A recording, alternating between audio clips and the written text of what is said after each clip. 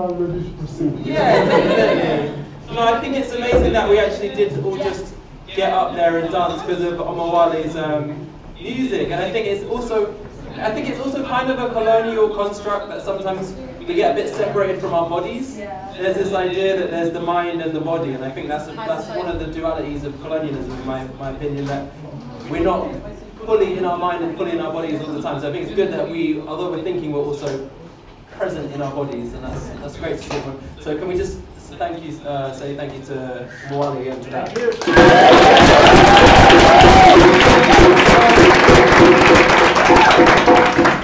We are in the first half. We started a little bit earlier. We had Diana talking about some of the activisms that are happening in Colombia.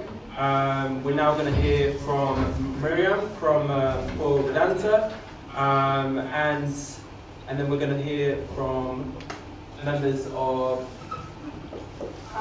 La Colosa from the Colombia Solidarity. That's absolutely right. And then we're going to have a performance from Hannah Catherine Jones, and I might myself read a poem. And then we're going to have some conversation with Omawale, and then we're going to kind of open up for discussion, and that is the schedule for the evening. So, should we? Do you have projections? Are you just going to talk? We're going to talk. Brilliant. We're going to make space for these guys. Shall I put another? Oh, yeah. We'll share this. Yeah, we'll share this. Yeah. So, segment in the middle.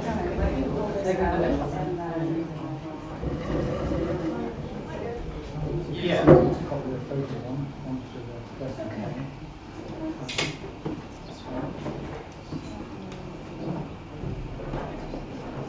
Okay. So maybe we can talk a little bit about the project for those who just arrived and who we are. And then before we do, I'm just wanting to let y'all know that there's tea and snacks available upstairs, and there is a bathroom when you come out at the top to the right as well.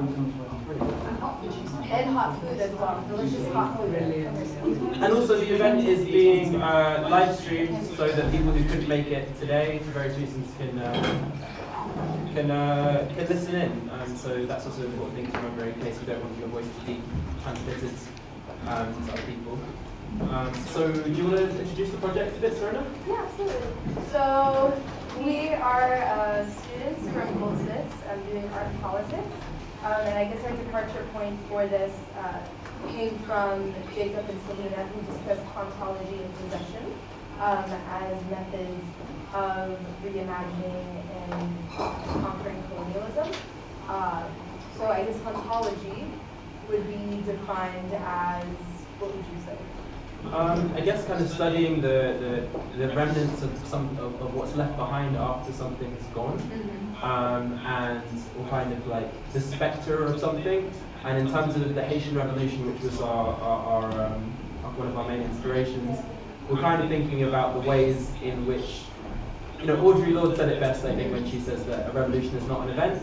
And I think sometimes we can get caught up in this idea of like this happened and now it's over, and we're kind of trying to think, well, how have ripples happened, how are movements continuing, what are the connections between, and also if we look at something like the Haitian Revolution, which was a violent revolution that succeeded and kind of forced Europe through gritted teeth to accept some inconvenient truths that black people are human, black people, they are powerful, we can actually use all of the different intelligent military techniques that the West have used to suppress us and win. The Haitian Revolution, in a way, seemed like it was trying to fight for autonomy, it was trying to fight for access to people's land, and trying to fight for a lot of the things that actually, when we look at these mining movements across the world, people are still fighting for those things. They're still fighting for power over their own bodies, power over their own land, access to their own resources, autonomy and stuff like this. So we thought, well, actually, this struggle may have happened a very long time ago, but we feel that the spirit of the Haitian Revolution, or the spirit of Pan-African indigenous people fighting is still very present. So how can we be possessed by those things? How can we use our bodies in service of those energies? And how can we act? And this seems like a good way to invite people with different perspectives from different global struggles to kind of have a conversation, have a dialogue, and like find out how we can work together. So, because ultimately, I think what we wanted to do with this was to demystify hauntology, and then to also propose a new possibility of people framing refashioned colonialism to today, and as well as to allow the ideas of freedom and like equality, but also as well the idea to dismantle an apparatus that has this grip upon us, those ideas to possess us and to move us into action. And one of the ways in which we kind of use that vessel was looking at mining as a form of colonial extraction. And so basically what we were wanting to do was we got in touch with Haitian anti-mining activists, and we asked them, what are your needs, and in what ways can we act through, or we can act on your behalf through, and as the sun just got down, so. But, so this is kind of what has led us to today, and it's involved a long and tedious process of not only us learning how to work together, but I think to also understand all of the processes that go into perhaps materializing an idea, allowing an idea to possess us and to possess others, and what do you have to go through as a collective in order to see something come out of that, in order to do something that, you know, is for the betterment of the collective. And so that was kind of our own process of it, and this is kind of how we've come here today. And we're going to show a video of an interview with somebody from that collective in Haiti. And also, if you're interested in continuing the dialogue with us after today, with activists in Haiti, you can give us your email address, and there are some direct initiatives, direct actions that they would like us to participate in, so we can give you that avenues there to be part of that conversation outside of today. So maybe we can hear it from Foyle Vedanta, who's another huge inspiration to our project, the activisms that you've been a part of. Cool. Is it okay if I stand up? Yeah, so of course. I can actually see you. Yeah. So my name's Miriam. Oh, My name's not Foyle well. Vedanta. Hello. Sorry. This is Foyle Vedanta. Yeah. I'm the one and only. Sorry, this is Miriam. Is it on? Which way to go? Is it on? This is our sound person in training. Okay. Better? Yes. Yes. Better? Cool. So what I didn't bring a projection, but I just brought one thing, and you're going to have to stop me, give me a sort of 8-minute warning. Okay. Because I could probably talk forever, but it's good to keep it short. So to set the context, I just wanted to bring this map, which is a Peter's projection of the world. And I don't know if you all... Should I hold it up?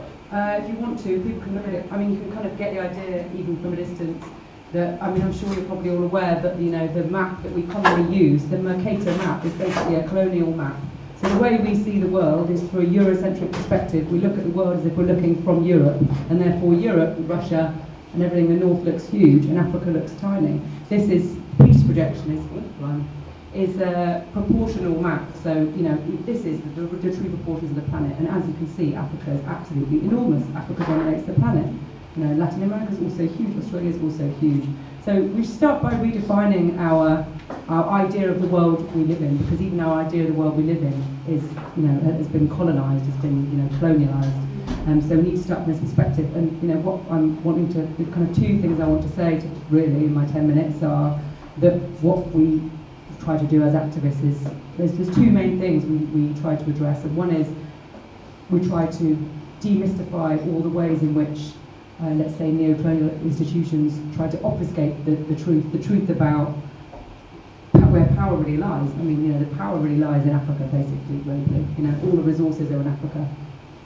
You know, the mass of people is in Africa, and yet we think of it as poor and needing our help. So, you know, demystifying our idea of where power lies and where resources lie, because resources are power, and also about all the interests behind mining, trade routes, banking, commodities, you know, what's really going on. You know, this stuff is obfuscated on purpose because deals go on behind everyone's backs, and we're not supposed to be aware of it. And the other thing is delinking people. You know, the powers that be want to keep people isolated, and this goes from corporates to charities. You know, and we as a group are very critical of NGOs because we say NGOs' model is also to isolate people. You know, you hear about this poor person struggling wherever, and you can get glossy reports on that in the West, but are they linking those people to the struggle in the neighbouring state, in the neighbouring continent, who are just like them, you know, who we argue could really be powerful? So one of our methods is grassroots to grassroots solidarity. So basically our group targets one mining company called Vedanta Resources, which is a British listed multinational mining company.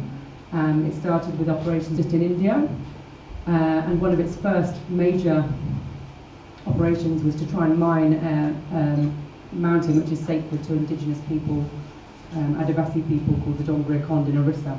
And that community fought for 15 years and won their struggle in an absolutely bottom-up grassroots people's movement. They eventually won. And you know, the previous Diana was saying that, oh, you know, the river was diverted, but they still feel they can stop the coal mine. I mean, when I heard that, I thought, yes, you know, one of the lessons is never give up, even if you feel like it's already lost, because in this case, the company built the refinery to process all of the bauxite which they wanted to take from this indigenous mountain, but they never got the bauxite. You know, through years and years of fighting, through years of repression, and you know, people really suffered for that in that struggle. But they ended up being granted by the law courts the first ever proper free, prior and informed consent, proper indigenous people's referendum. Every single person on the mountain voted in a legal process, and each person they unanimously voted against the mine. So that power plant and that bauxite refinery stands there losing money every day. They have to import bauxite from Guinea to run it, and no other community in the whole state of Orissa will also give their land for that company. So there are other struggles now where they're trying to get bauxite elsewhere. So the company lost $10 million as a result of that struggle. And you can, as an activist, you can watch that on the share price. You know, when you have a huge demonstration or a huge court victory, you see the share price crash, which is an extraordinary thing as a kind of global activist about capitalism. You can watch how you're impacting a company. So the other struggle which I want to mention is in Zambia. So after our founder, really, Samarendra, came from this struggle in Orissa and set up our group in London, our solidarity group, we started trying to, you know, really travelling more to all the other places the company operates, and they now also operate in Africa. So our mission is to try to link those communities with each other in grassroots to grassroots solidarity. Also that where we are based in the West in London, we have the opportunity, we have access to information. So our job on their behalf is to really dig into, well, actually, who is this company, who is behind them, who are their shareholders, what are their finances, which British MPs are supporting them, and send all that information back to the grassroots, back to the struggle, so they can, you know, use that fuel in the way that they need to. So it's not just about extracting their struggle out of them, which is the NGO model. You extract their kind of victimhood stories and you put it in a glossy magazine.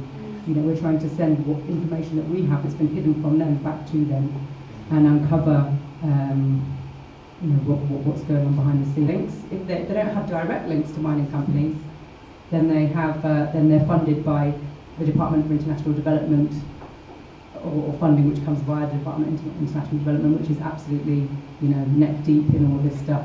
DFID, British Department for International Development, has a wing called the Colonial Development Corporation, whose mission is, they were called the Colonial Development Corporation. Of course, they're not called that now. They're now called the Commonwealth Development Corporation, but as we know, that's the same thing. So their whole mission is to set British companies up inside the Global South. So they make introductions, just as they did with this company. They made an introduction in 2012. The company was already there, but anyway, they enabled introductions between the president of Zambia and this company, Vedanta. So in Zambia, I just give it as a case study because if you're interested in strategy, you know, it's an interesting one because, you know, we had no inroad to Zambia, but we knew that there'd been a massive pollution incident. We knew from a few newspaper reports that in 2006 there'd been a huge pollution incident in Zambia, and the company had just released toxic waste into the main river there for 48 hours, and thousands of people were affected. And we knew that people had organised, 2,000 of them, and taken a case to the High Courts and been awarded $2 million damages. which was a massive victory. So we thought, wow, okay, that's nothing actually. But still, for a country like Zambia to actually hold one of these, to have the strength, the grit, to hold one of these companies to account and find them is amazing. We have to go there and see. So we had no contacts, we had no links. The only thing we could do really was kind of Google NGOs who we knew were going to be dodgy, but anyway, there's no other way. And go there with some NGO guy who agreed to put us up. We immediately realised he was totally dodgy. He didn't want to take us to communities. He was scared of because they all basically take mining funding. So in Zambia, basically, NGOs are the second biggest employer after the church. There are NGOs everywhere you go. You see NGO jeeps, NGO offices, flashy, flashy, flashy, and yet they haven't done anything about the situation with this mining company, nor any of the other mining companies. They won't touch it because their funding will disappear, basically. Their Western-based funding, because it all comes through the West from Norwegian Aid Fund or whoever, will disappear. So we found these communities, and we had to just go and visit by ourselves, basically, completely polluted. And all that so-called fine had never been paid. The company had appealed, and it had been mired up in corruption, and 8 years on at that time, there were no further. And the water you could smell the water they were drinking was polluted every day. So for 12 years now, those people have just drunk polluted water every day.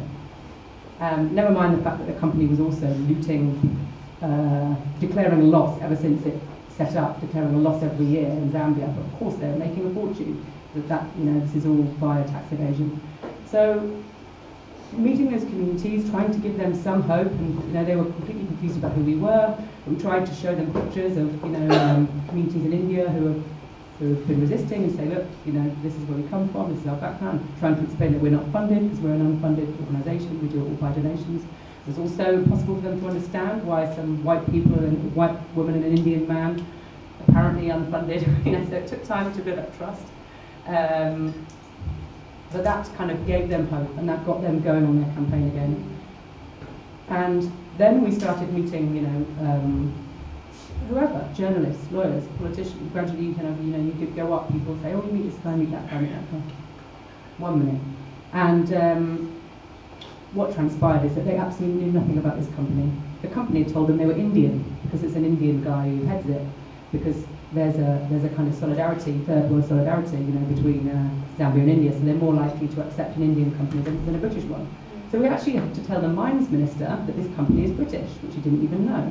So this is just to demonstrate what I'm saying, the disconnection, the way that the companies and NGOs and aid agencies play into isolating these countries, isolating these communities, and telling them, no, this is development, no, this is this is going to be good for your country, this is investment. And they rely on the fact that they are not connected to others. Okay, hang on, I'll just see if I can make one final point. Yes, so basically that Zambian, as a result of our intervention, we've been there twice now, those Zambian farmers have now taken their case to the UK, and it's one of the three, unfortunately one's been lost, but there are 3 cases going on at the moment, which are all about holding a British parent company liable for the action of its subsidiaries, because the mad thing is, the British government, we encourage these companies to come set up and list here so they can access our finance, our banks, so we get the protection of British listing. But when they then go and commit crimes and violations in the global south, we're not responsible, Britain's not responsible. You say, oh no, it's a local subsidiary, it should go through the local courts. So this case is a test, it's going to be a precedent case that their communities can actually take the parent company to court. So that will be going to the Supreme Court, the appeal on whether it can even be heard in the UK, because it's been granted permission to be heard. The Supreme Court appeal will be in November. So that will be something which we'd really appreciate people coming to, as well as the company's AGM every year in August, which we're always at. And I suppose I'll have to stop. Well, yeah, I think...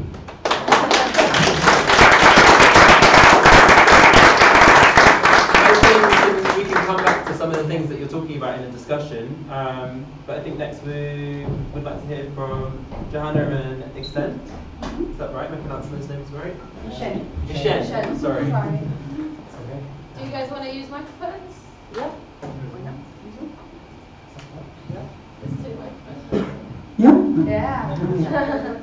I think I'm going to stay sitting. Hello, good evening everyone. My name is Joanna. I'm Colombian. I live in the UK at the moment, or well, I have been living for around 16 years now.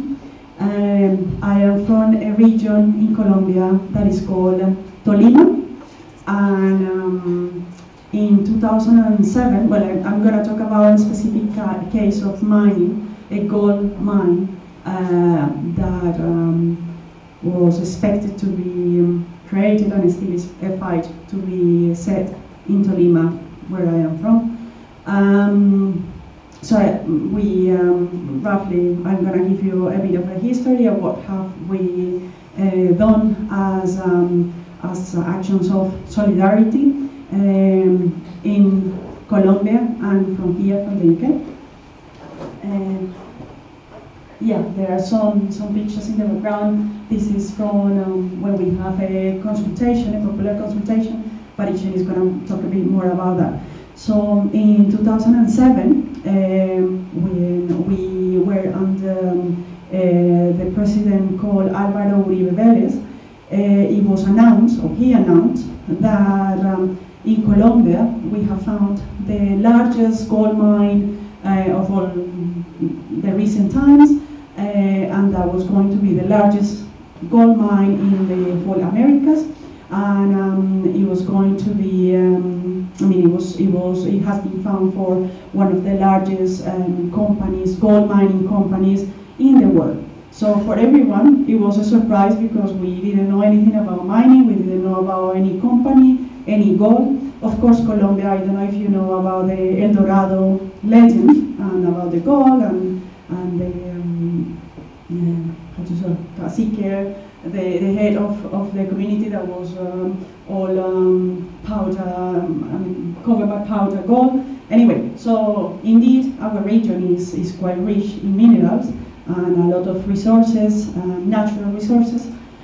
So anyway, going back to 2007, so it was a surprise for us. He was saying that it was in Cajamarca. A double surprise because Cajamarca is like the breadbasket for Colombia. It's a very rich region for agricultural and water resources. So everyone was like, but when? How? We haven't seen anything here. It's a small town, Cajamarca. Is 33 or 35 kilometers from Ibagué, which is the city I am from, and which is the capital of Tolima, but we have never heard of any gold mine. So everybody, of course, started looking into this, what is this, and start doing some research, and it transpired at the time that it was a company called Quedada. So again, we didn't know who this Quedada was, what they were doing, and then we found out that it was a subsidiary of Anglo Ashanti, a South African company that has come from Anglo-American, and it was a spin-off, and then they were not being together, but it came from them. And Quedada was a subsidiary, obviously, for tax evasions and for all the other things that we might know, and she has already mentioned. So we start looking into this. Well, gold, is it good for us? Is it no? What does it mean? We are campesinos, we are farmers. For us, the important is the land. What is this? What does this mean?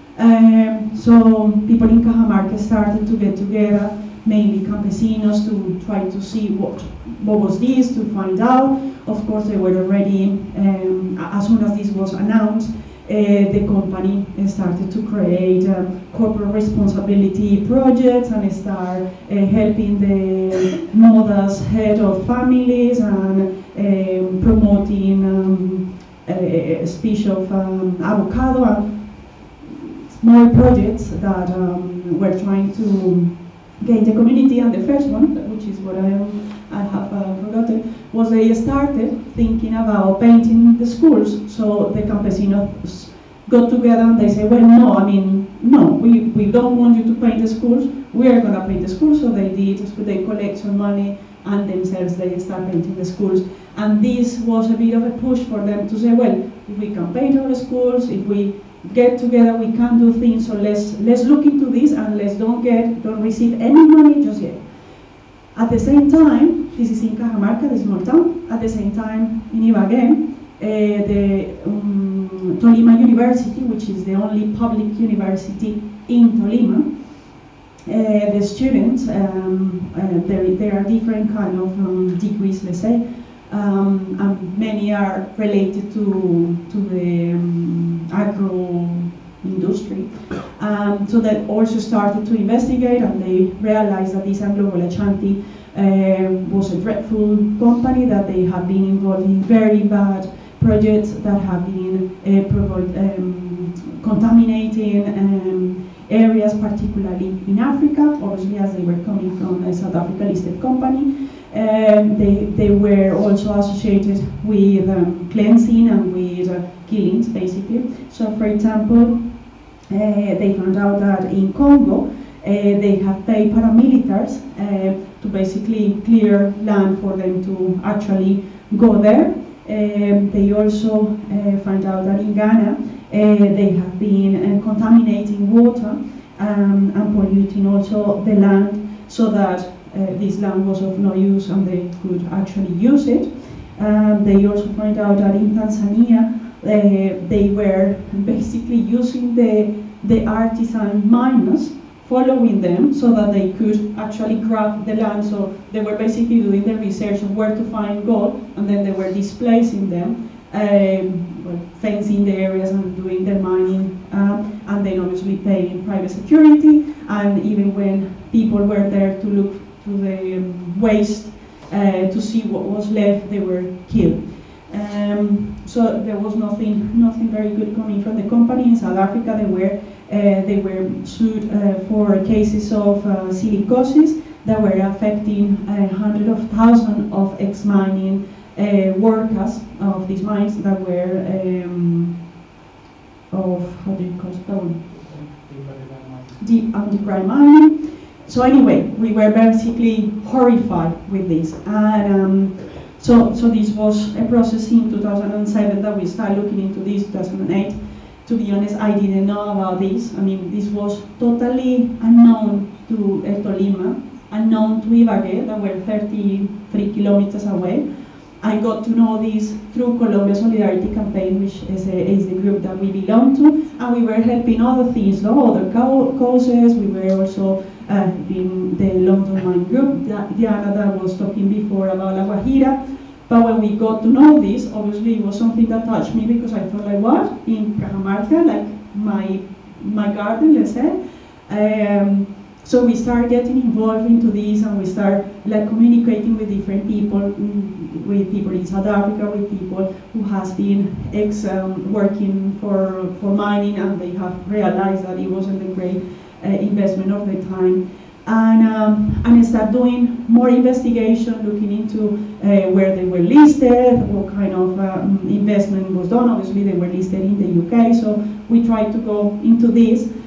We did a parliamentary early day motion, and we were trying to do as much as we could from here and from there. But the most important thing is the things that happen there. Although, I mean, I think that international solidarity is very important, because unfortunately for us in Colombia, and I don't know how it's in Haiti or how it's in the rest of the world, but we are still under this colonization, and people, unfortunately, we ourselves are still very impressed by whatever happened outside, and for us it's very important whatever is happening outside, the perception, and also from the politicians. So it is important if something outside happens for us, because of any solidarity, any kind of visualization of our problems.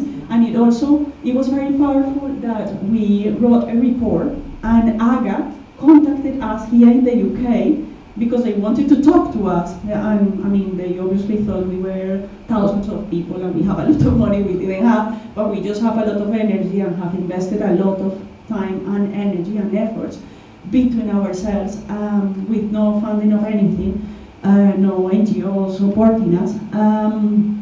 And this started to gain momentum, and people in Cajamarca started to feel no alone, and they said, well, we have people in the UK, we have people elsewhere that are helping us, are giving us visualization, because also in Colombia, I don't know if you are aware, but we have a lot of problems, have been having a lot of problems with a lot of environmentalists and political activists that are killed. So it's very difficult that you give your opinion, because then you are stigmatized as you are from guerrilla. We have even been called environmental jihadists. Sorry, I think you were going to say.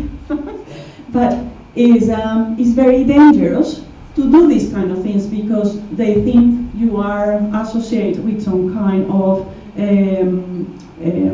left movement that is going to put the power in danger. So everything, I mean, last year we have 107 people officially recognized as environmentalists, no political, no union, killed just because they were promoting, defending water, the territory, and life.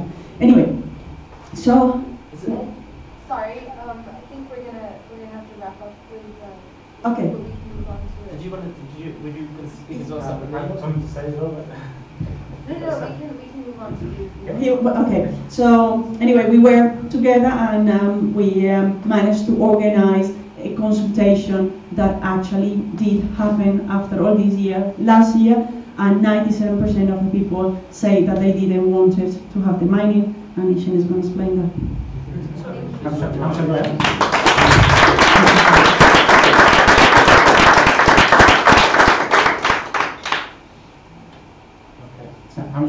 Just 10 minutes. okay. So, hi, so my name is Ishen. I've been involved in Colonisar's campaign, in La Colosa campaign since about 2010, and I've been living now in Colombia for the last 5 years.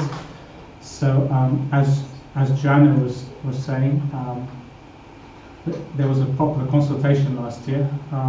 So one of the things I admire quite a lot about the movement against La Colosa is that they've been very keen to try out different forms of activism. So they've not only have they done large mobilizations, so they created what's called the Carnival March, which is, rather than a protest against the mining project itself, it's framed as a celebration of water life and defense of territory. So it's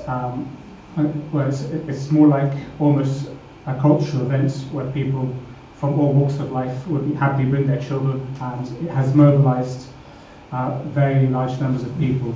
So last year, in 2017, the media reported, the Colombian media, which was quite exceptional for them to report these kind of things, 120,000 people in the streets of cities throughout Tolima. Unfortunately, a few days later, there were some WhatsApp messages containing death threats to organizations which are behind this large carnival march. Another interesting strategy that they used was that of, well, they call it environmental diploma. So the local university basically offers a course or several courses completely free of charge for anyone who wants to attend, and it teaches people about what mining involves, the impacts of mining, and also aims to form, aims to train people to basically give arguments against mining to become leaders, so to speak. It's got several aims, and I think it's had a very powerful effect because it multiplies the message across the community. So there's an interesting strategy that's been used in Colombia recently against the mining policy, which is that of what they call popular consultations. So popular consultations are basically a kind of referendum that's held at regional level, normally, or local level. And it's actually a tool which is enshrined in the Constitution. So they've been able to use the system against the system, so to speak. There have been several popular consultations in Colombia. There have been 7 so far. The first one was in a town called Piedras in 2013, and that one was basically to stop AngloGold Ashanti's Colosa project from building a tailings dam in that area. It was a rice growing area. They approximately needed they needed a third of the population to come out and vote, and well, they got a lot more than that, and 97% of people were opposed to the project. This week, we're actually celebrating the anniversary of the popular consultation in Cajamarca, which is basically been probably the biggest setback for Anglo Gold Ashanti's La Colosa project to date. It was a very tough popular consultation because there were a lot of obstacles to try and subvert it. So, I mean, for example, the local mayor of Cajamarca, who's pro-mining, he tried to set the popular consultation to 5 days ahead, so that they wouldn't have any time to prepare the campaign against the mining. And there was also on the media, of course, a lot of pressure saying that the result would not be legally binding. There's no point in going out to vote. The people who were promoting the popular consultation were leftist guerrillas. And indeed, on the night before of the referendum, we were quite worried because it rained quite hard. And then there was another flood of WhatsApp messages saying that the popular consultation had been called off, so as to put people off from going out to vote. Fortunately, the threshold for a number of people to vote was reached at about 2 o'clock in the afternoon. And by 4 o'clock, when the polls had closed, over 6,100 people had voted, 97% again against mining. So that was a huge victory in one battle, which, I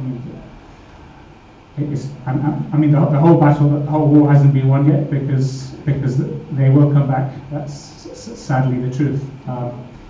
The government now has hinted several times that they want to change the legislation with regards to this referendum, and we have elections coming in Colombia in May and June. So there's quite a lot of concern that an even more extreme pro-mining government will come in and reverse the effects of these popular consultations. There have been 7 so far in Colombia. There's about 50 in the pipeline at the moment, but they're blocked. Basically, the local government has tried to stop the funding for them, to stop them from taking place.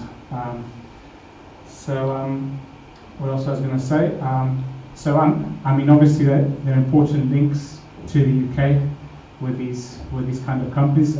Anglo Gold Ashanti was listed when we started the campaign in around 2010.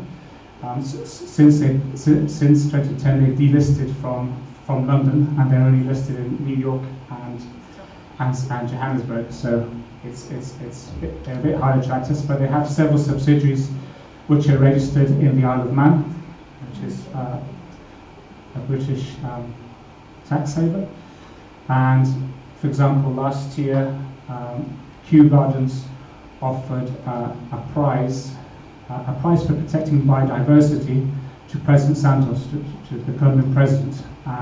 2 days later, he was in Abu Dhabi negotiating an investment deal for another gold mine in Colombia, another gold mine. So, in a protected environmental area, in a protected part of the country, which are paramos, which is where the water comes from. So, and constitutionally is untouchable. These areas are secret for our water. And he went and signed. Yeah, of course.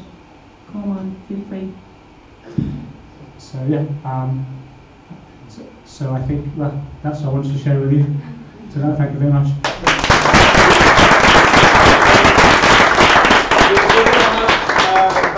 We're going to hold the space open for 15 minutes for discussions between both everybody who's up on the panel, but also people to ask questions.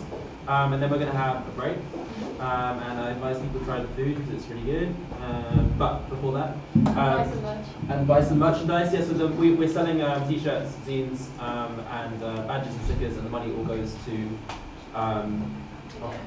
KJM, our friends who are organising similar kind of activist projects in Haiti, and we'll show a film from them as well after the break. Correct. Yeah. Right. Okay. So I felt like that was really annoying to have to cut people off because what you're saying is so interesting and important. But I also think these are conversations which will continue after today. So maybe if there's something that people wanted to, like parallels or things that people felt that they wanted to pick up on that was said by other people, or if people in the audience have questions. Yes.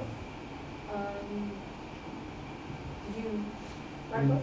To me, from both of you, it felt that it was all about somewhat the community, the real local community being empowered and feeling empowered. And to me, it was very, I would say, touching to hear, you know, that an event in London can really affect the mood, you know, of people in for us remote areas.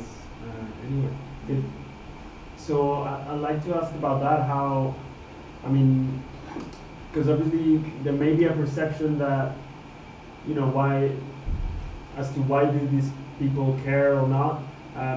Is there never also like a bit of a, I don't know how to say it in English, a mistrust of, oh, what are these people's objectives as well?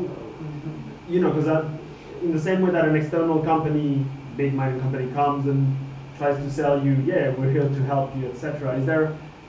Can it become hard sometimes for you to approach the local community and try to, you know, gain the trust in a way that, you know, doesn't feel weird?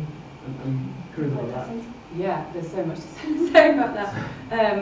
I think firstly, you know, our approach would be that we never, you know, we see that, you know, as you said, the community should be at the forefront. They're the people directly affected, so ultimately it's their struggle, you know.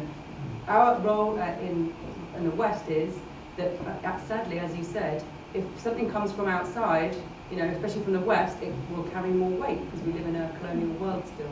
So, for example, there was a huge demonstration on Saturday, the biggest ever environmental demonstration in India, at one of Vedanta's operations, 250,000 people. They were in the streets. Meanwhile, we had 40, 50 people in London, some people were there.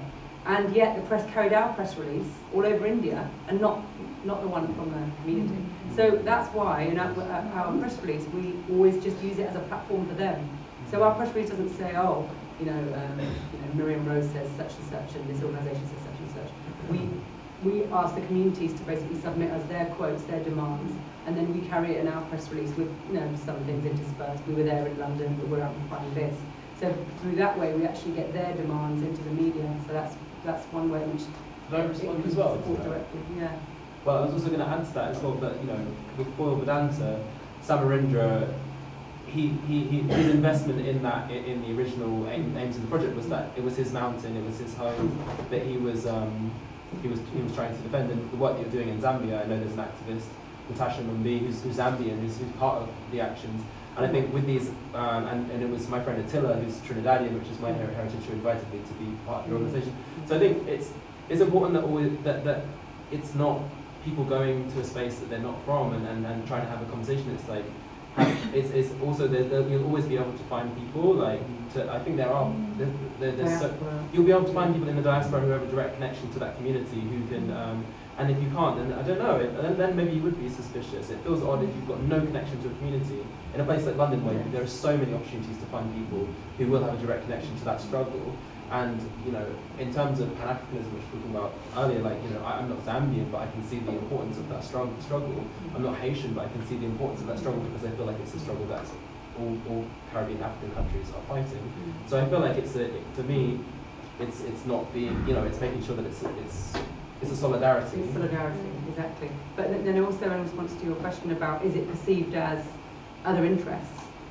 Yeah, our experience is that the media and the company will spin it as, oh, these people are funded by another mining company. So this is another mining company who wants to get the mine, and they're trying to defame that company so they can get in. So you definitely face a lot of that. But if you have genuine links with the community, and as you say, there's, you know, genuine solidarity, you know, then that's the point. You know, it does need to come from them. If you parachute in with your own narrative, then it might be disruptive to the community, and that does happen. It has to be coming up, you know, coming up from them.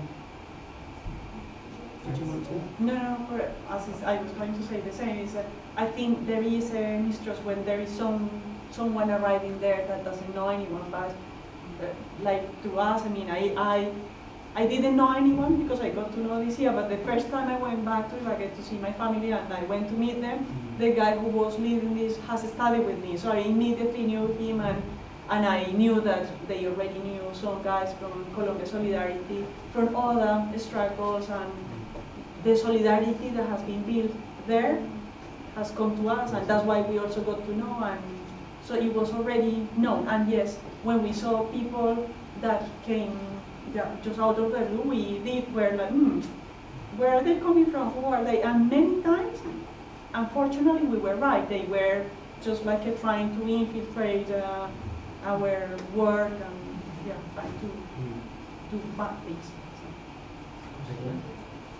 Yeah, I've got a question, and apologies if it's rather naive.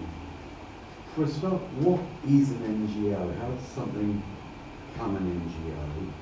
That's the first thing. The second thing is, I've not worked for a while, and I was volunteering at Oxfam, and I'm wondering, should I go back?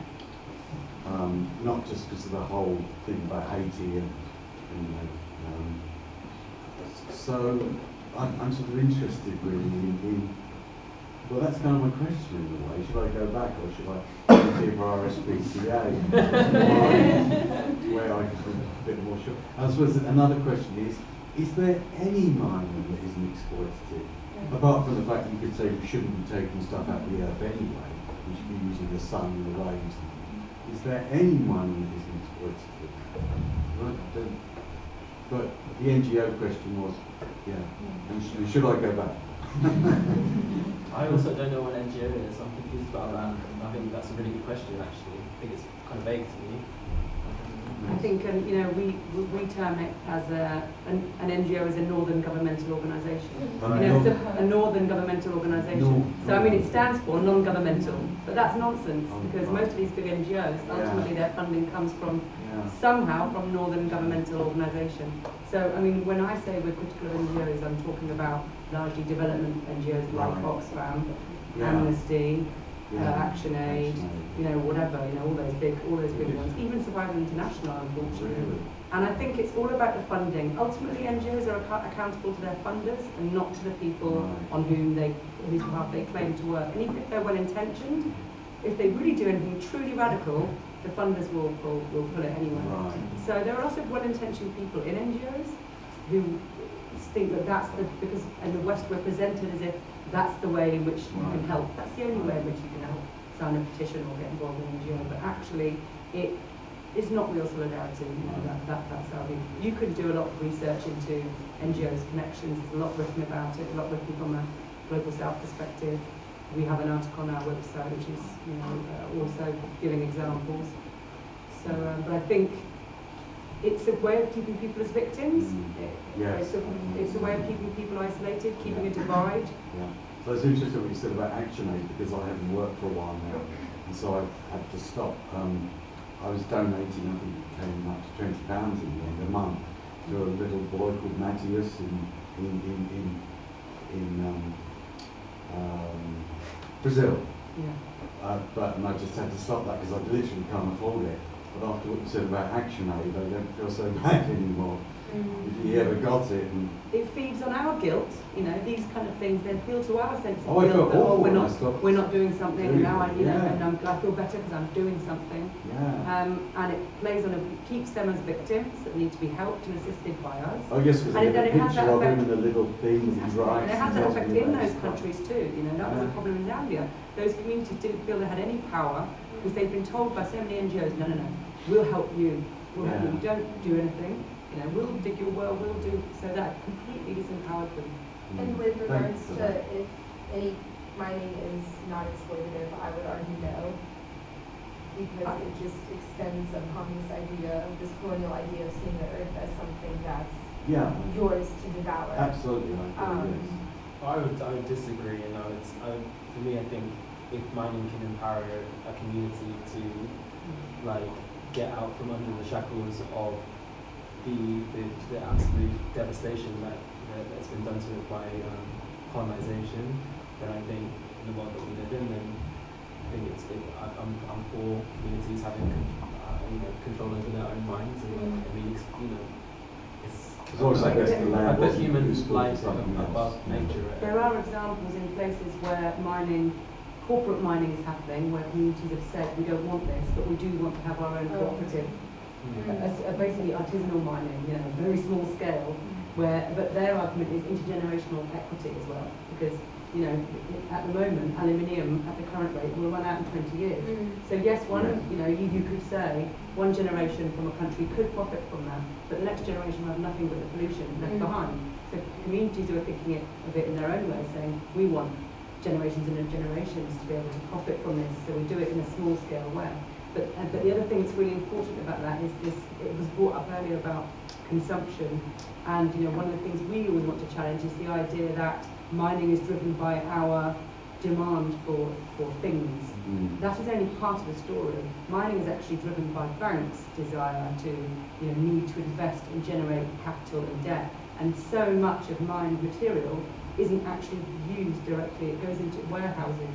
It's stored in warehouses, and there are millions of tons of metals and stored in warehouses around the world, which is moved around as part of financial transactions. Literally, moved from one to the other. Somebody's got that as an asset against their debt, and they move it from there to there to there to there.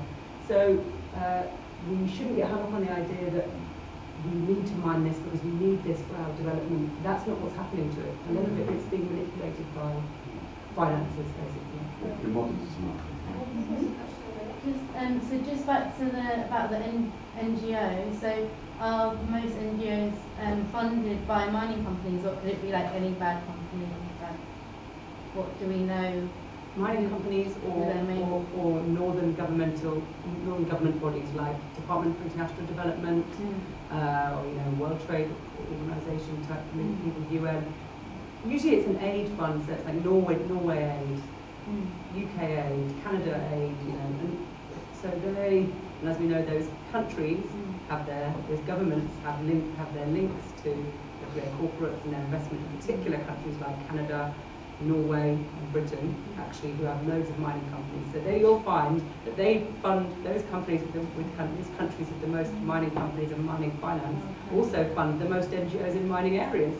Not a coincidence, not a coincidence, because it's a way of like corporate social responsibility, making it look good. A voluntary type of, how do you call them? Voluntary principles, yeah, where they say, oh, we are adjacent to these voluntary principles, so we are good, but it's just voluntary. I mean, there is no way to make them accountable for what they are doing because it's just voluntary. I mean, if you are just giving something because you volunteer, no one can ask you to actually meet those. Lots of NGOs that promote these voluntary principles rather than legally banning legislation. Yeah, of course. I mean, just to say that mining is older than capitalism. So let's be clear about that. And so, I mean, in this book, one of the things that I point out in this book is that mining in Africa can be traced back to at least 40,000 years ago, where communities mined in small scale, in the way that you just described. They didn't damage the earth, they extracted what they needed, and they used it in a very conservative small c way, and they did not use it for exploitation. It is possible, as you pointed out, for mining to be done in a way that is not exploitative. But when capitalism gets involved, its central principle is exploitation. So there will be no other outcome, whether it's mining or whether it's some other form of theft. Exploitation will be at the heart of it. But it is possible for humanists, people who care about other people, to engage in mining activity and other activities in a way that allows humanity and nature to prosper. And we can talk about that a bit more later, because there's a few things I was thinking about, in terms of, Miriam, what you were saying, that often these NGOs will not touch certain issues because they're worried about it affecting their funding, basically. And if we look at mining, there is a real connection there to the Queen and to a lot of mining companies are owned by. There's a very clear colonial link there. Where why would we want to interfere with that? Because it's literally what our country is founded on. And I think in terms of Pan-African struggles against colonialism, that's something that we can talk about after the break.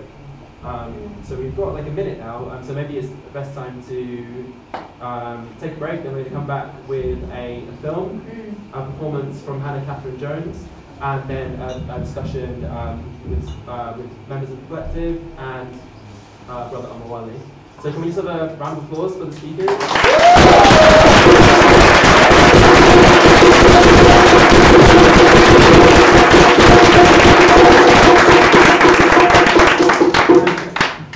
Thanks, y'all. It'll be about 15 to 20-minute break. Please help yourself energize for the popular experience. Yeah.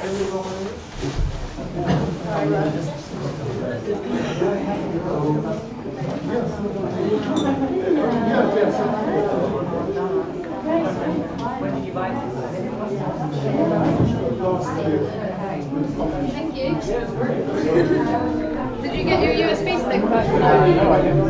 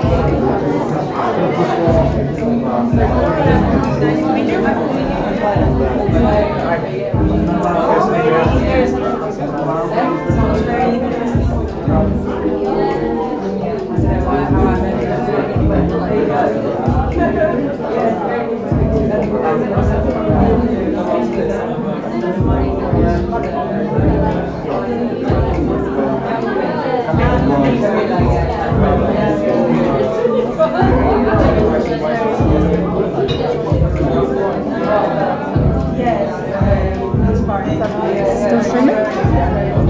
Should I stop?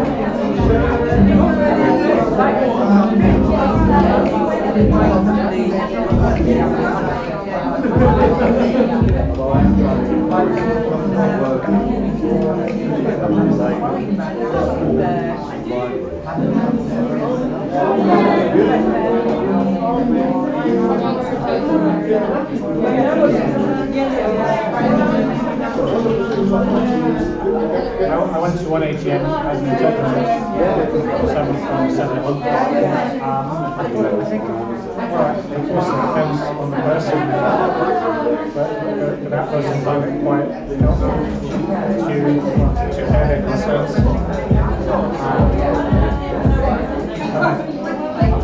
And I think when the thing is diverted in this case, I mean, they really don't like it every year. The way that they are kind of discredited.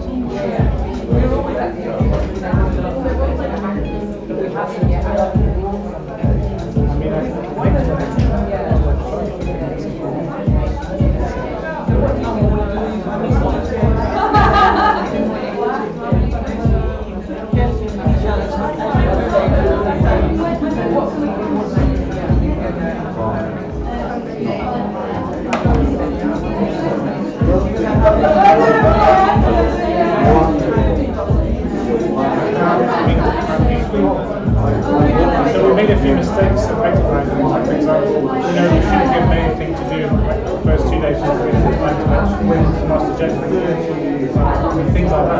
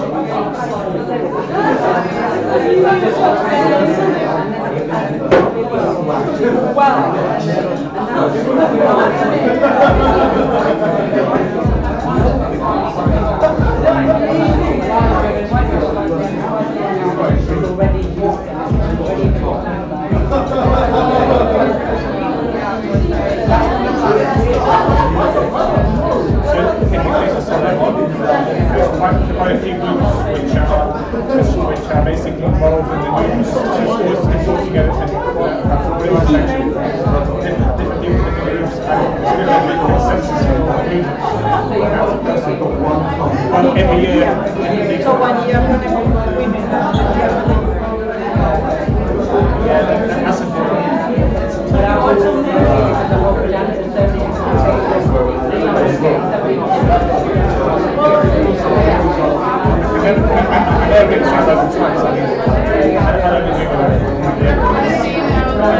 people to go around, basically.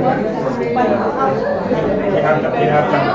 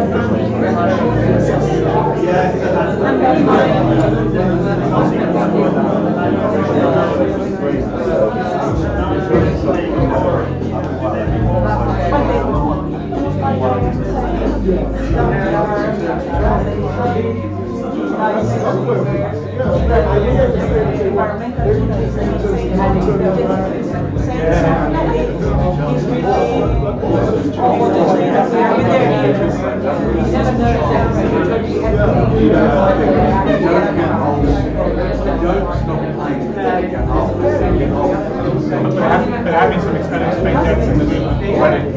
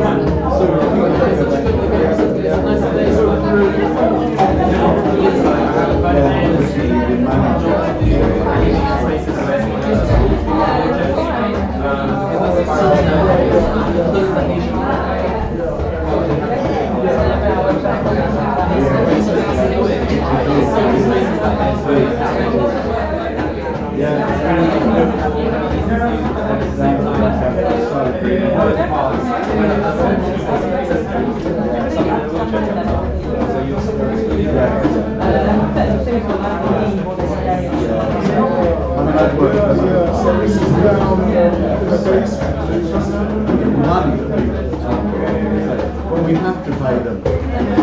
Otherwise they go on private sector. Is that alright? Are you going to be ready in like 10 minutes? 10 minutes, thank you.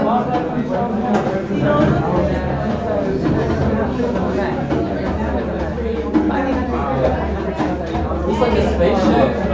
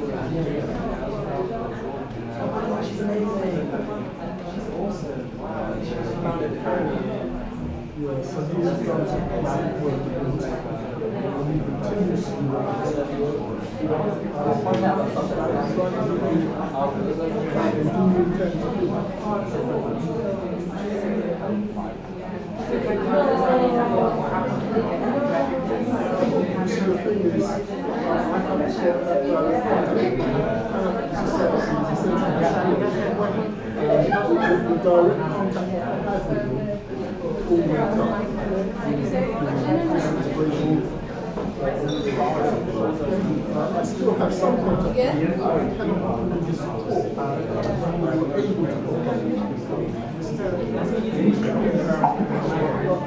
What I see here, I don't say.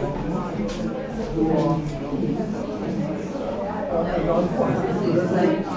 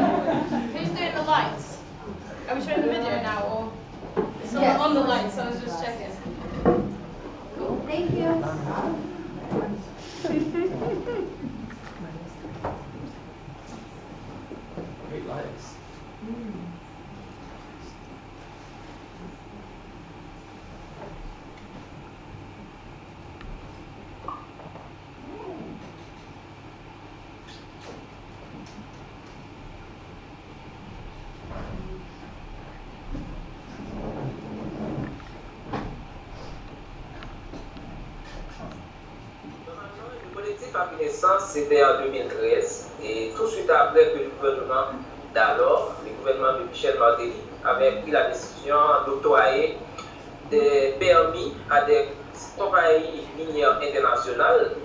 Et l'objectif c'était de rebalancer l'économie haïtienne tout de suite après le tremblement de terre dévastateur du 12 janvier 2010. Et de là,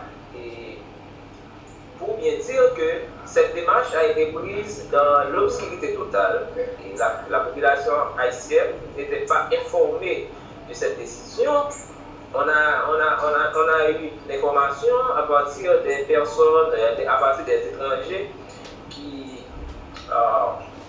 voyageaient en Haïti ou avec qui nous avons des habitudes du travail ensemble, nous avons l'habitude de travailler ensemble. Normalement, et une fois que nous avons cette information, et certaines organisations de la société civile, des organisations des droits humains, ont pris la décision de mettre sur place, de mettre en place le Kolektif Jistis Min, une structure qui est là pour chercher des informations, rechercher des informations, partager des informations avec les gens vivant dans les communautés ciblées par l'exploitation minière. Et depuis 2013, on travaille dans 6 départements du pays. Le nord, le nord-est, le nord-ouest, l'Artibonite, le centre et l'ouest, où nous avons des animateurs, des coordinations départementales qui travaillent quotidiennement avec les communautés ciblées par l'exploitation minière métallique en Haïti.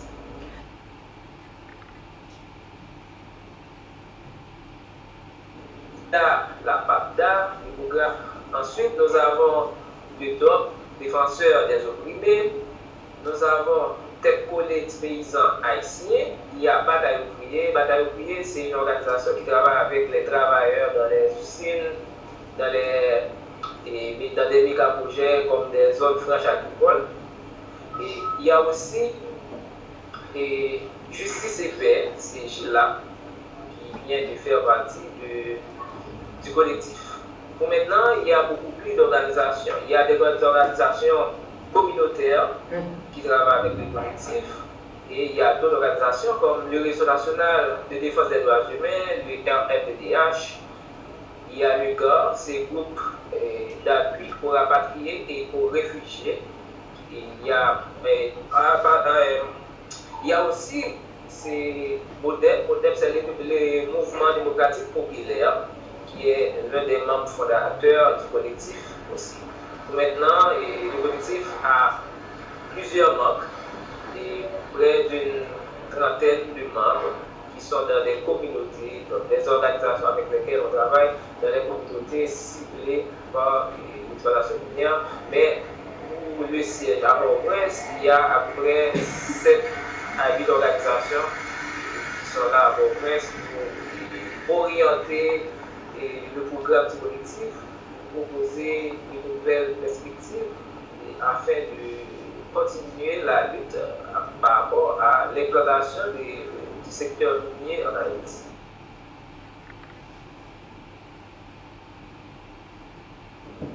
Donc, l'enjeu c'était, tout le monde le sait, l'exploitation minière marche avec d'énormes dégâts, d'énormes impacts négatifs, quel que soit le pays, quel que soit le gouvernement qui est en place, et on ne peut pas empêcher les dégâts quand enregistre le secteur minier. Normalement, la décision pour donner des contrats aux compagnies multinationales n'était pas disponible pour la population.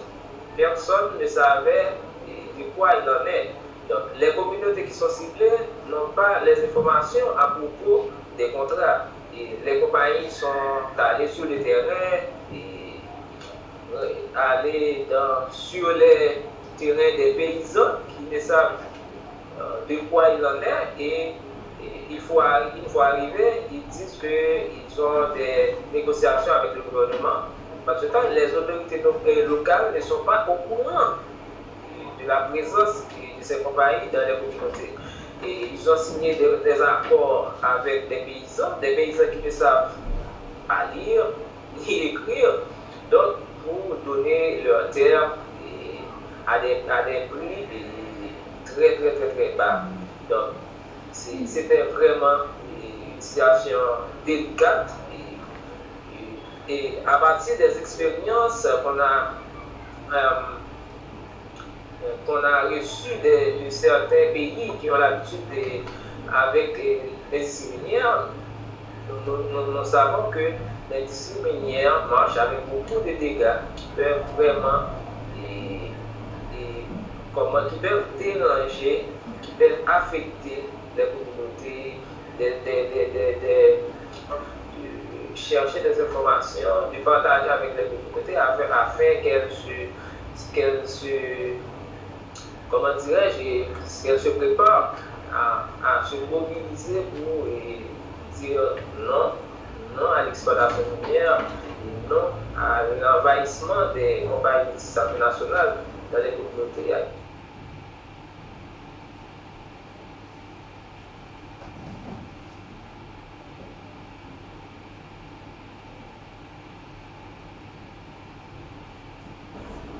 Bon, normalement, le gouvernement haïtien, c'est dans sa nature même. Les gouvernements haïtiens ne sont toujours pas disponibles à donner des informations que nécessite la population. Donc, les choses se font sous le couvert de l'anonymat. La population doit savoir bien de ce qui se passe dans le pays. Donc, la question minière est plus particulièrement préoccupante dans le sens que on sait que, comme je viens de le dire tout à l'heure, que cette industrie marche avec beaucoup de dégâts sur le plan environnemental. Par exemple, sur l'eau, on sait qu'une compagnie minière a besoin de 250 000 litres d'eau par heure pour fonctionner. Et Haïti a d'énormes problèmes en eau, en disponibilité et en qualité.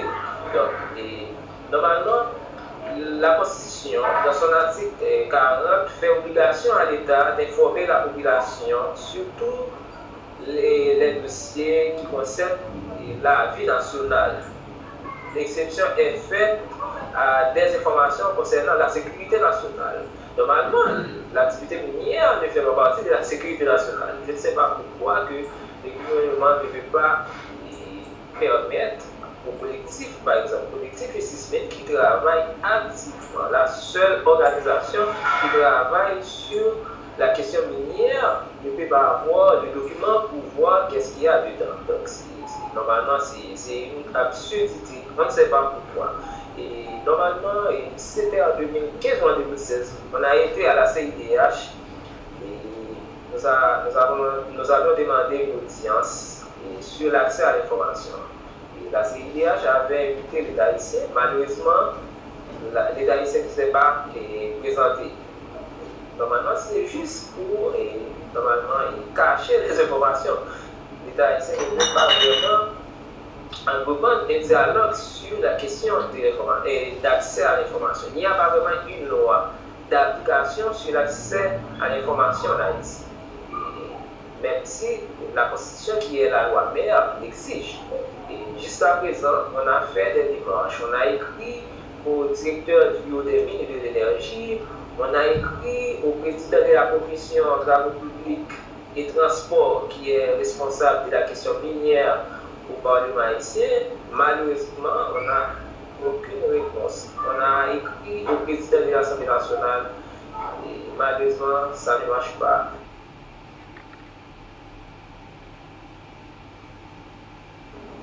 Et normalement, bataille contre l'exploitation minière, c'est bataille pour la vie. C'est batailler pour la vie, batailler pour le bien-être des populations. L'industrie minière, ça concerne les multinationales. Donc, ce ne sont pas les gens qui vivent dans les communautés qui vont bénéficier de ces activités. Ce sont les dirigeants qui se comportent en démarcheurs pour les compagnies qui vont bénéficier les bénéfices qui proviennent de ces activités. Ce que va avoir les gens vivant dans les communautés, ce sont les dégâts, les déchets toxiques.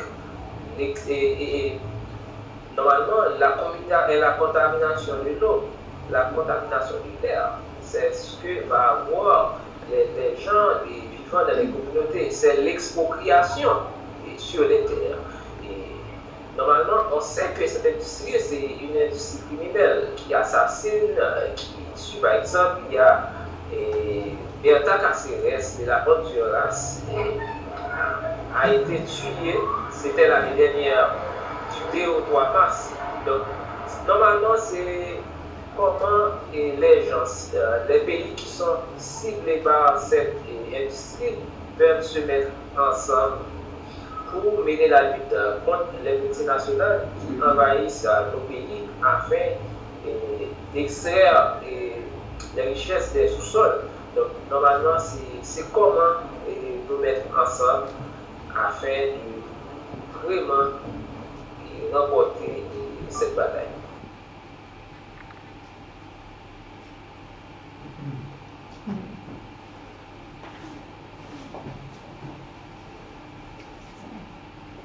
Okay, so now we're going to have a performance from. Oh yeah.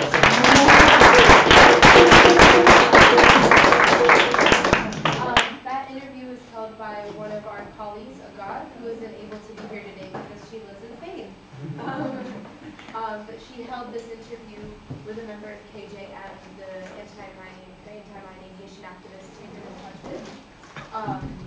And now we will move on to, I believe, the performance. From Hannah Catherine Jones. Can I take a second? Yeah.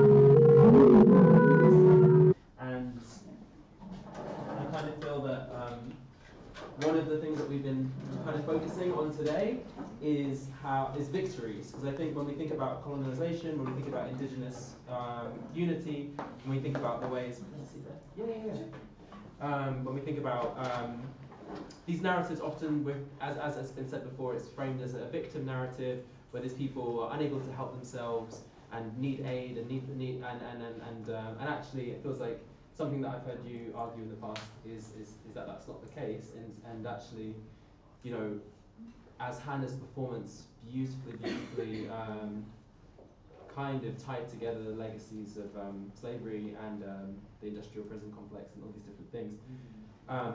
It feels that, you know, something that you said before is that slavery is framed as something which ended, that form of slavery, like the industrial slave trade, ended because Europe decided it abolished it. But actually, if we look at it, maybe it was activisms of people of the African diaspora that kind of aided that. So I thought maybe you could speak about that, and maybe me and Selena and Hannah could bring in some stuff as well. There's a chair here which I can chuck over there. I'm happy on the floor for now, but Okay. Cool. So would you be able to kind of talk about that in terms of like Pan-Africanism? Well, let me first say warmest greetings, everyone. That's the first thing. It's okay to talk back. Hi. Yeah, we're having a conversation, so it's okay, for us to dialogue. My name is Omowale. Before even going into the question, let me just say that about 40 years ago, I was a student at Goldsmiths. Oh. Hey. I was there in the late 70s to the early 80s. It's not quite 40 years, 40 years ago, but it's that time, we're talking about that time frame literally, it's almost 40 years. And I have to say that you all are light years ahead of where I was at that time politically. So it's really good to see the way the Goldsmith students are showing themselves politically now, which is far ahead of where, as I say, I was. But coming back to your point, Jake. Yeah? I could talk on this subject for maybe 2 or 3 hours non-stop, so I'm just going to have to pick little bits to work with. Yeah? The Haitian Revolution is a good place to start. Yeah?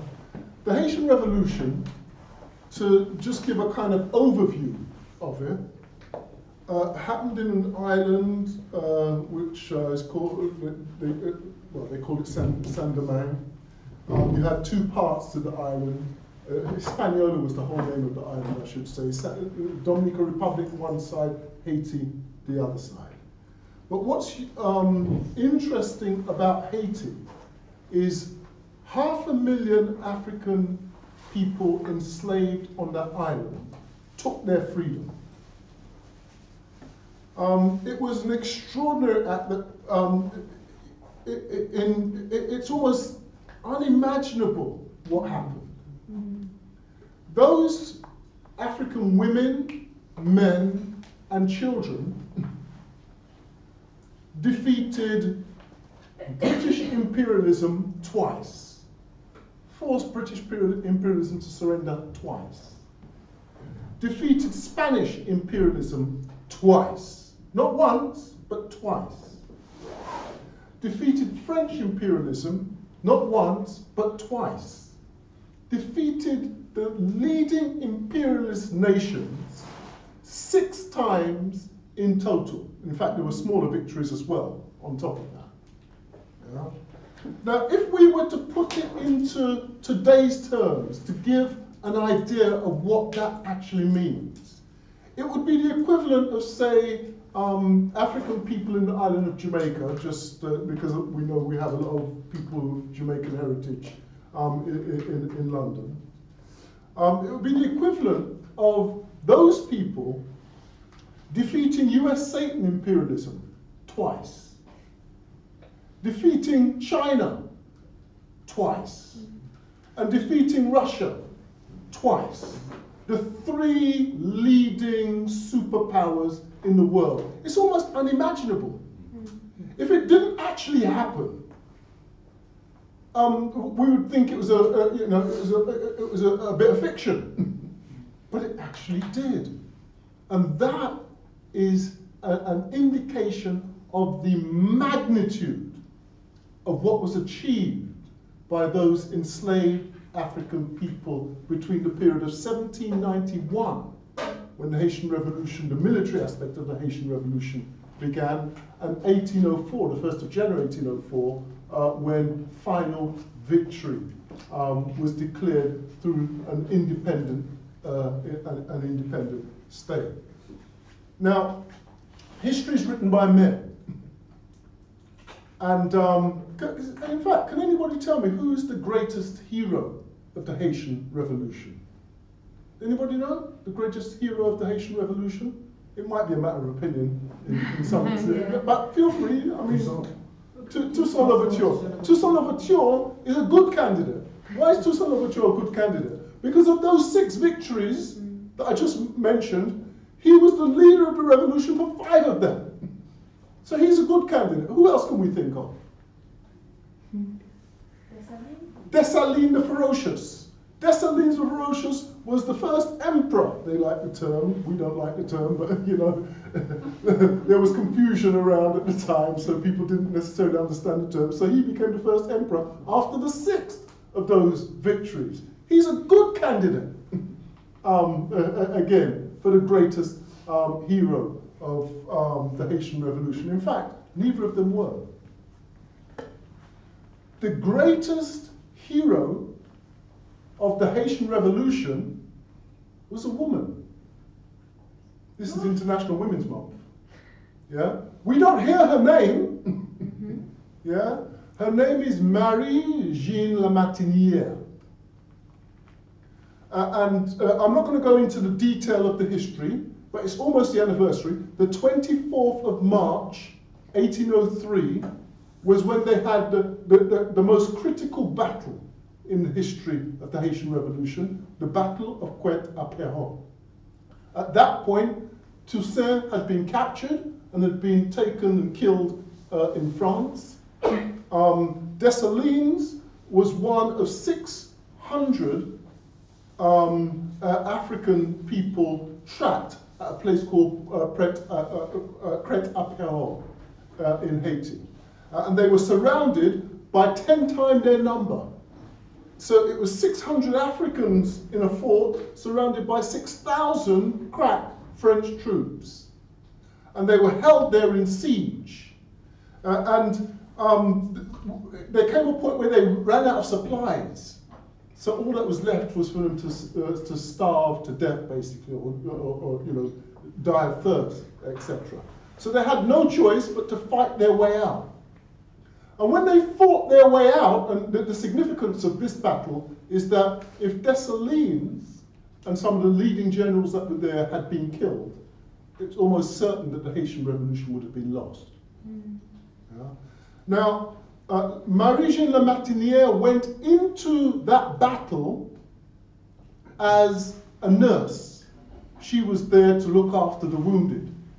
But all hands had to be on deck. You know, her hand had to be on a gun. And when they put her hand on the gun, and when she went out to on the battlefield to fight, they said that she just defied bullets. She just ran across the battlefield, saying, you know, as though bullets couldn't affect her. And these 600 troops defeated the 6,000 crack French troops with her. Everybody was in total agreement that she was just the bravest. It's as though bullets just went past her, they just couldn't hit her. Yeah? And Dessalines the Ferocious, who some regard, and was mentioned here as the greatest hero, gave her Haiti's highest military honor. And he said, remember other people say that he's the greatest, he said that she is the greatest. Yeah? History is written by men, that's why you don't hear her name. Yeah? A little bit of the history is in here. African people abolished the slave trade. Yeah? There are lots of other aspects. Your work today, your work's fantastic. Thank you very much. It really was fantastic. In honor of Bussa, Bussa in 1816 led an uprising, a rebellion on the island of Barbados. Well, in the end, it was defeated. Barbados had a smaller population. Haiti at least had 500,000. There was critical mass. Maybe, Hannah, do you want to maybe talk about it a little bit? Yeah, I can do. I mean, it was April 1816, so That's right. equivalent to, an anniversary. I'm not really good at maths. Yeah, it happened on Bailey's Plantation, which is in St. Philip, which is on the Atlantic side, the east coast. And yeah, Bussa was a ranger, so like driving. So he had like certain like privileges, which meant that he was more able to organise a rebellion, an uprising. And what I know about it is that there were about 400 fighters, both men and women. There's not much documented, as is the way with these things. And General Bussa was actually killed in battle, but it was kind of significant enough. I mean, it kind of spread around the island to most of the parishes, and you know, it was significant. It was hugely significant, and it kind of shook public faith in slavery, or kind of, you know, it helped move things forward, and also kind of there was later a rebellion in Demerara in 1823, and That's then right. Jamaica. Yeah, that's right. I can't remember what year. But That's right. That's right. 1831. Thank you. Yeah. And then I mean, my relationship. The reason I kind of made that work, and it's called Ode to Bussa, and Ode is spelled O-W-E-D, as in like debt. You know, I'm punning on the Greek there, but like, because of this debt that I didn't know anything about this, I went to Barbados when I was 10, where my dad's from, and saw the Bussa statue on the roundabout in Barbados, and was just kind of like, wow, because it's significant, that roundabout, because there are not that many kind of, I mean, in the world in general, there are not that many statues or kind of, I can't think of any of the words that obvious, thank you, monuments that kind of acknowledge enslavement. I'm trying not to say slavery, because it's not as if people were enslaved. I mean, they weren't just slaves. There aren't many monuments to emancipation or enslavement, and this one in Barbados, which you've seen obviously, is amazing. It's on a roundabout, it's so visible, you're kind of like aware of it, and I didn't know this information, so that's kind of, in 2015, that's when I made that work, which was when Kendrick Lamar was also performing at the Grammys with that amazing kind of visualization. And yeah, I guess like, I can't remember taking it back to Barbados, the interesting thing for me about Bailey's Plantation is it's now owned by Eddie Grant, and he has ICE records there, because a lot of the plantations in Barbados are either shut down, or they're hotels, or they're still owned by the plantocracy families. So it's unusual to have not only a black-owned plantation, but one that is now, and has been for a while, like a recording studio. So I actually had the privilege of going there in November and chatting to Eddie, and just like being there and seeing the plaque, and just kind of communicating with the ancestors, and you know, kind of having this ritual, this sonic ritual that I've been doing quite regularly for a work with the theremin. It's kind of like, for me, it's about like putting the vibrations out there, saying the name, singing the name, and kind of trying to just communicate, and that's like the least I can do, is to kind of repay the debt to myself, and kind of put those kind of vibrations out there. So that's the kind of the story of Ode to Bussa. But yeah, not knowing these histories, and kind of just knowing how important it is to do that, and just to keep Bussa's name in circulation, just to kind of keep it going. So beautiful. Yeah. Selena, so you kind of planted the seeds that grew into this project with the idea to do something about hauntology, which I think is really apt, considering talking about these spirits and these victories and stuff. Like, I guess it's kind of a two-part question. Could you maybe talk a little bit about that idea, but then also maybe in terms of hauntology, possession, action, like how do you feel these conversations and things may possess us and take future forms of action, or how maybe people who've come today can support us? And this is, again, I guess, second part of the question to everybody. the 12 people from Goldsmiths who've been part of this project?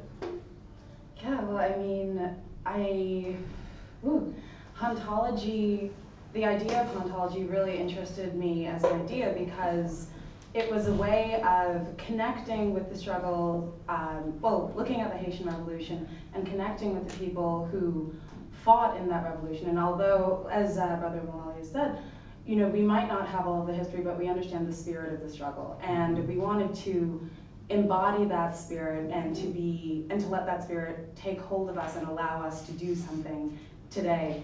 And it's culminated in this event, but it's also culminated in new relationships that have formed between the activists who have come here today, which we're so happy about, and just the relationships between everybody in this room. So just creating connections, but also remembering histories that may be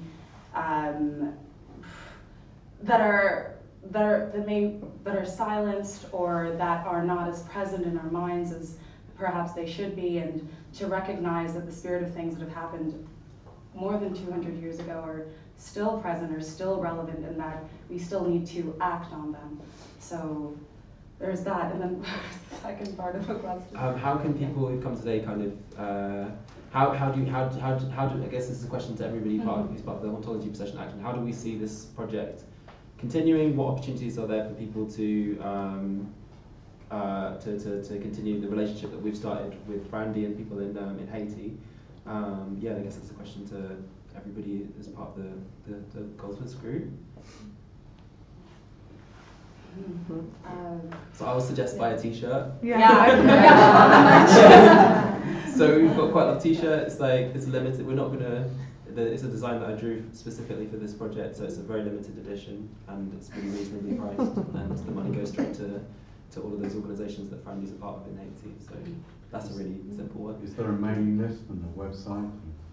We don't have names. We don't, but we can take everybody's email addresses today, and then we can contact you with details. I will get a piece of paper and a pen by the door. I'll do that. And I don't know, I think for me at least, it's really important to remember that even if we can't access facts or direct stories, things like that, but just to remember that the spirit of certain things lives on, and that we shouldn't forget that, and that we can't, as one of the activists who's up here today said, we can't let go of the fight even when it seems that it can't be won. And as the Haitian Revolution proved, a fight can be won, and as the activists working with Foil Vedanta showed, these struggles still can be won today. So I think it's about remembering those who've come before us, those who have struggled for the future, for what we have right now, and to imagine a future that can be better for all of us, and to continually work towards it, even though it may be difficult.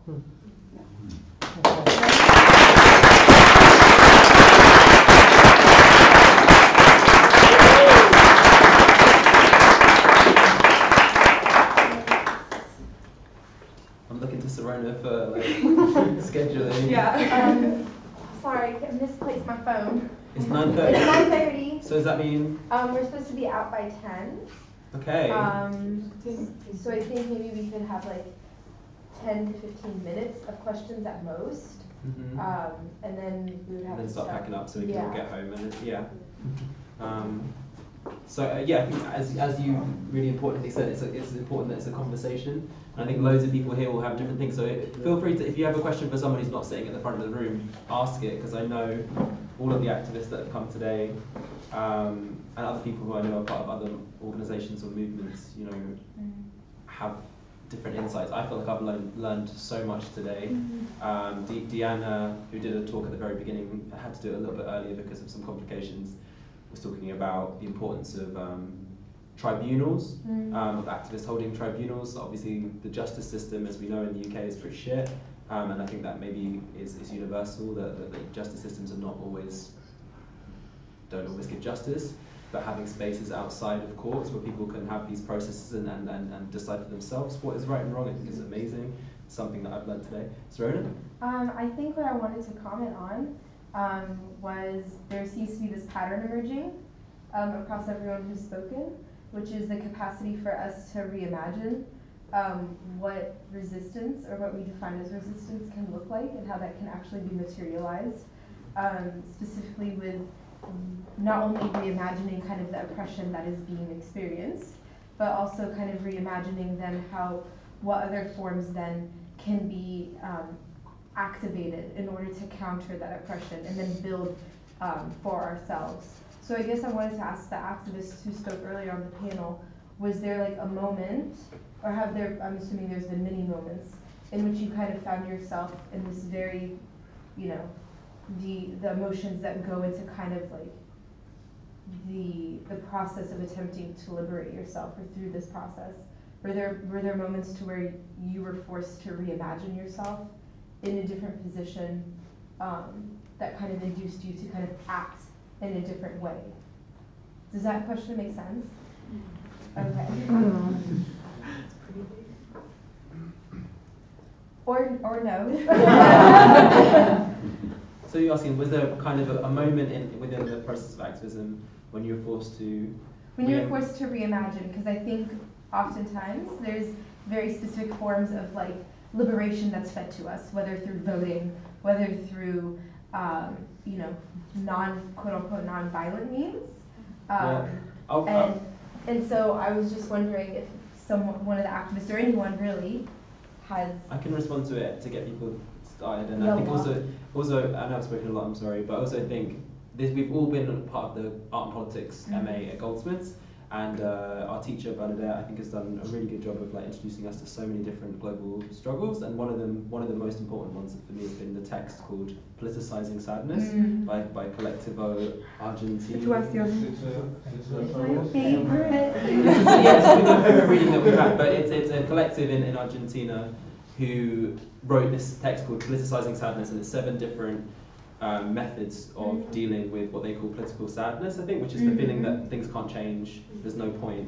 And one of them is to stop thinking about things in terms of victories and defeats, because if you think about any kind of activist struggle, which I know lots of people in the room have been part of, things go away, like you say, oh, we held that space for this amount of time, or we tried to change this, and we had this little publication going for a few years, and then, like, if you think about it in terms of victories and defeats, everything feels like a defeat. But as Audre Lorde said, and the second time I'm saying this quote today, revolution is not an event.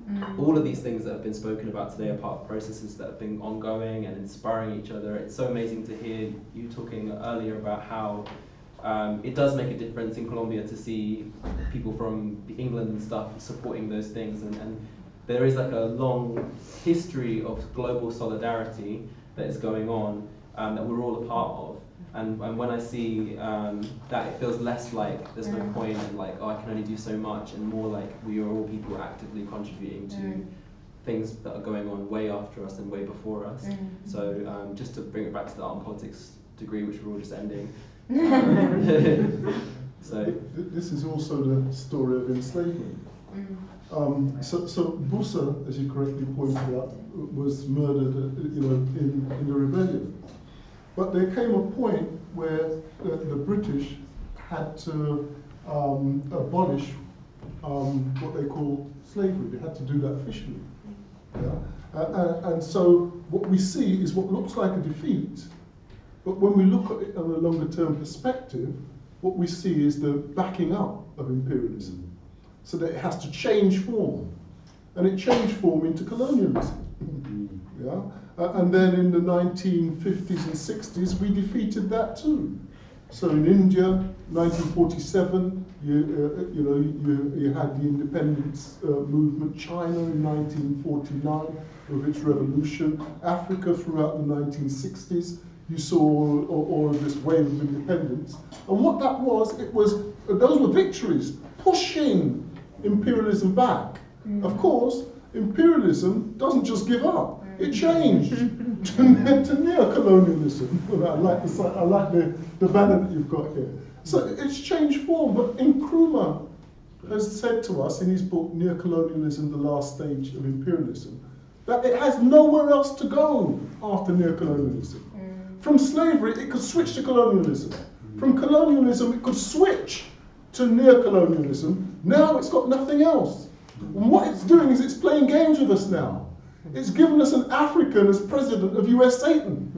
And what that's done is it's just confused everybody. What's going on here? Africans in support of US Satan, which is oppressing them. You know, deaths in custody go up whilst Obama is president of USA. They just go, police just go around shooting. It's not racism anymore. You can just go around shooting whoever we like. We've got an African president, etc. All kinds of confusion has been unleashed, and this is a sign. You know when an animal is cornered. You know, it just gets wild. You know, and that's the state that imperialism is in. It's just going wild. Yeah? Look, we'll do anything. We'll put an African in charge. You know? We'll just do anything now. Trump. Let's find Trump. Let's put Trump there. That will entertain everybody for a while. Just anything. Yeah, and that's the phase that we're in. Imperialism is actually on its last legs. This is a great time to be alive. I hope I live to see it. Yeah, but I think people in this room are going to live to see the fall of imperialism. It's a great time to be alive. I think there was also a lot of misinformation. There was the film Wilberforce, and it was portrayed as, you know, he put it through, and of course slavery was abolished, but these people, these stolen people, became indentured workers. It was the same thing. Plus the fact, one form of slavery. Plus the fact it had been abolished by the British government, but the news didn't go across to the Caribbean. They weren't told. You know, there's all this kind of stuff as well. You know, there's just and still so much going on, as you say. It's just, I love what you're saying about imperialism being cornered and a beast, because it does almost feel like that. Because, you know, having Donald Trump as the president of America, it feels like it's the most... Of the United States. Of the United States, I'm so sorry, yes. Of the United States. Having Donald Trump as the president of the United States, it feels like the most open America has ever been about its racism. In my lifetime anyway, the most kind of like really unashamedly like, and it's almost like, yeah, I'd like to think of it as a cornered animal that is just like, okay, now I'm just gonna go full throttle, fucking white supremacist, like get a Nazi as my advisor, I don't care anymore. I'd like, yeah, that's so empowering to think that in our lifetime. Yeah, fucking kill it. Sorry. It's not very But one of the things I would say has contributed is the power that I'm not like pro technology, but then the power that the internet has also brought to unite people across the planet. You know, now we can have a global movement. We can have a global movement against fidelity. You can have a global, reparations movement. We can organise as people. We're connected. And that I really think that has enabled it, and this is also the potential of our generation to actually connect with people across the planet, via social media and via face to face. We can fly, we can move, we can actually meet people and with our hearts and connect, and I think that will enable imperialism to die. Hopefully. There's another angle.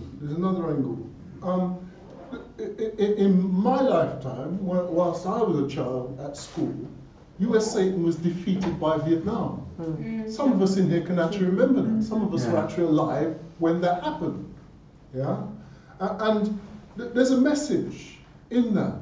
Now what happened is US Satan travelled halfway around the world to go and trouble an innocent people where it had no business being in the first place.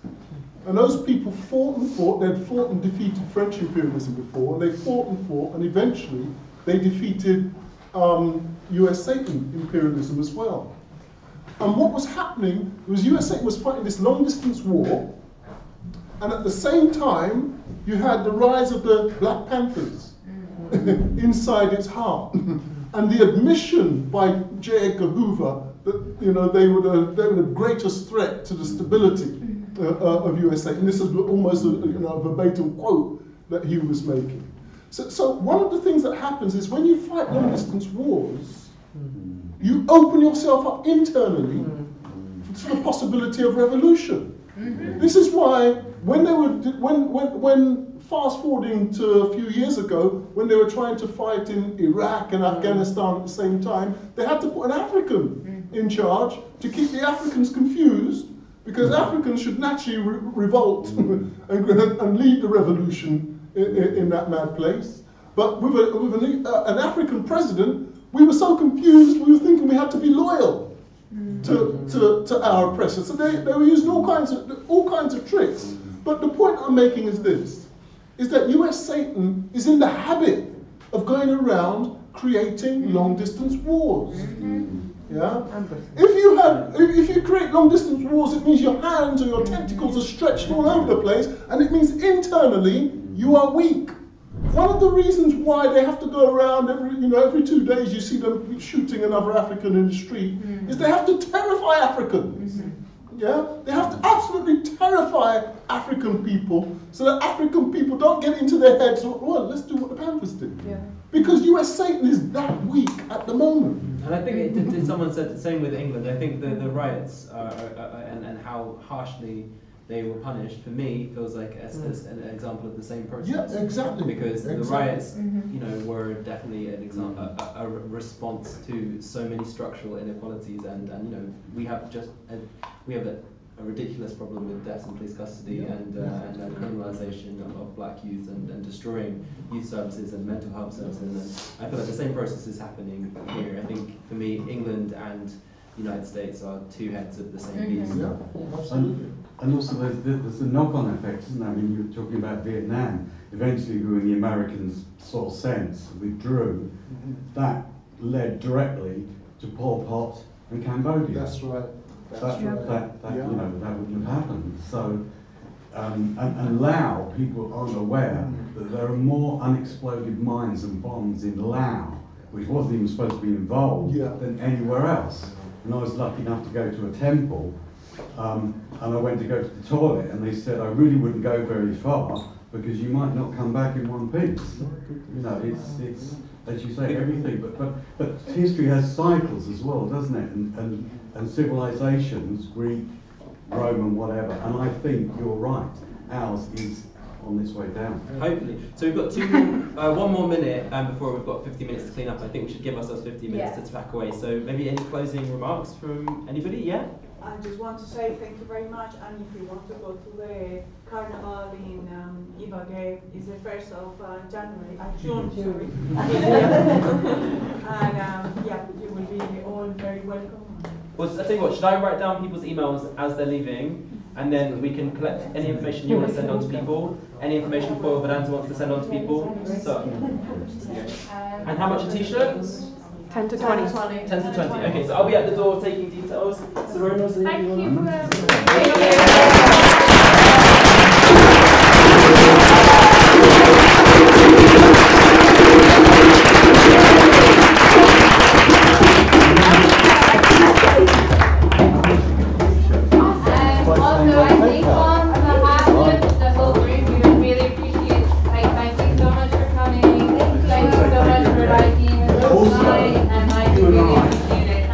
you.